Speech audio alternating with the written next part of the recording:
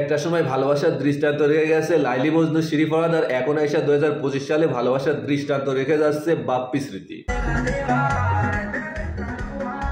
মানে ভাই বিশ্বাস করেন পুরো নিউজ ফিড একেবারে গরম করে ফেলাইছে তাদের ভালোবাসার ভিডিওগুলো আপলোড দিয়ে দিয়ে। না দেখো বাপ্পি ব্রাদার, তুমি যে তোমার স্মৃতিরে খুবই ভালোবাসো এটা আমরা বুঝতে পারছি, কারণ তা না হলে তুমি শুধুমাত্র জন্মদিনে উইশ করার জন্য একেবারে বিদেশ থেকে দেশে চলে আসতা না।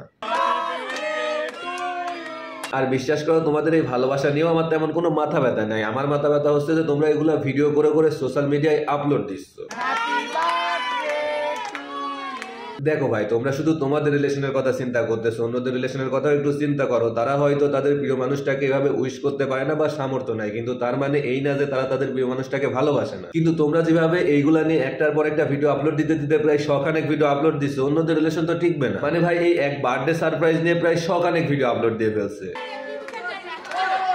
বিদেশ থেকে আইসা এখানে বার্থডে সারপ্রাইজ দিতে যা যা খরচ হয়েছে এরা ভিডিও বানায় তুলে নিছে।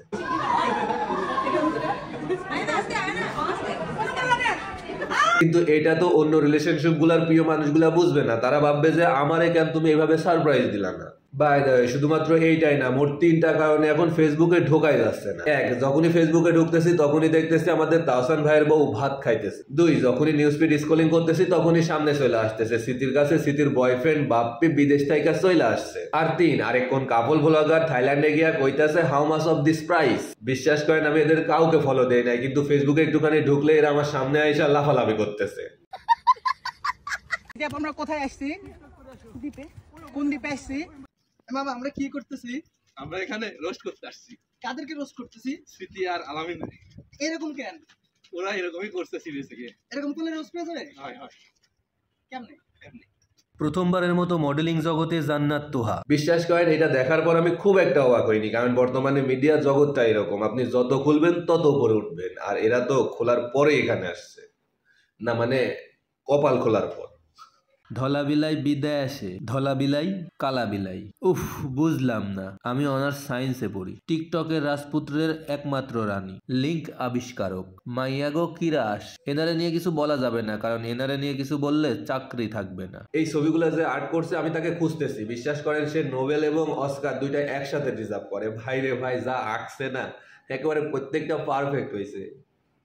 সেই সেই আর্টিস্টকে থ্যাংক ইউ সো মাচ।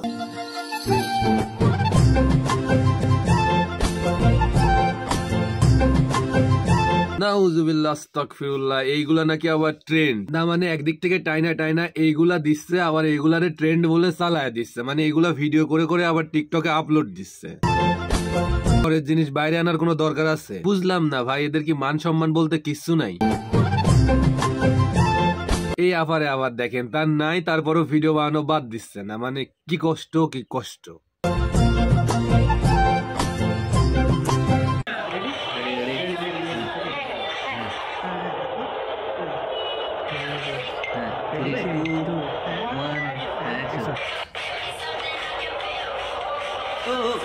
হ্যাঁ খালাম্মা, সেই হচ্ছে সেই হচ্ছে।